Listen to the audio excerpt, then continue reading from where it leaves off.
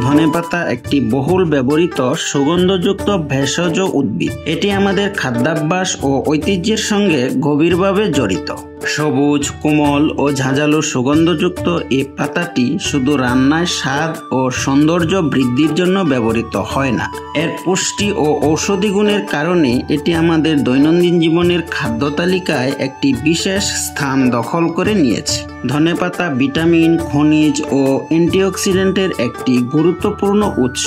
শরীরের রোগ প্রতিরোধ ক্ষমতা বৃদ্ধি ও সুস্বাস্থ্য রক্ষায় এই পাতা আমাদের বিশেষভাবে সহায়তা করে। সহজে চাষযোগ্য হওয়ার কারণে এটি আমাদের বাংলাদেশ সহ বিশ্বের অনেক দেশে ব্যাপকভাবে উৎপাদিত হয়। বীজ গজানোর পর সাধারণত এই ধনিয়া চাষে আর তেমন কোনো পরিশ্রম করতে হয় না, কারণ এতে নিড়ানির কোনো প্রয়োজন হয় না।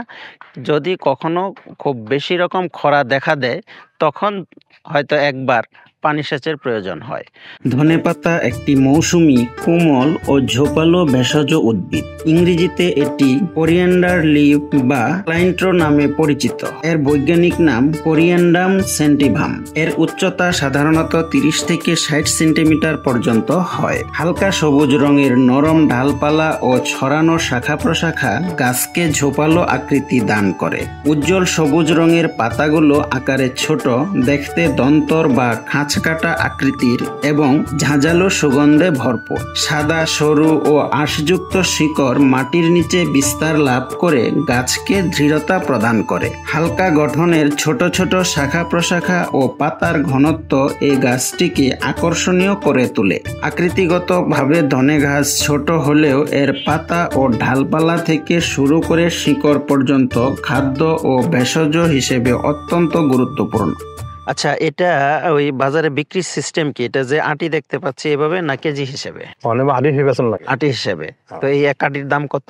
এক আটি ধরুন 5 টাকা। কেজি হিসাবে মনে করেন সর্বোচ্চ কত দাম হয়? সেই সিঙ্গা ধরুন 10,000 টাকা মন্ত্রী বিক্রি। প্রতি 100 গ্রাম ধনে পাতায় রয়েছে 2 ক্যালোরি শক্তি, 0.90 gram protein, 0.50 gram carbohydrate, 0.50 gram খাদ্য আঁশ, 67 milligram vitamin C, 370 microgram vitamin A, 26 milligram calcium, 48 milligram phosphorus ও 62 মিলিগ্রাম পটাশিয়াম।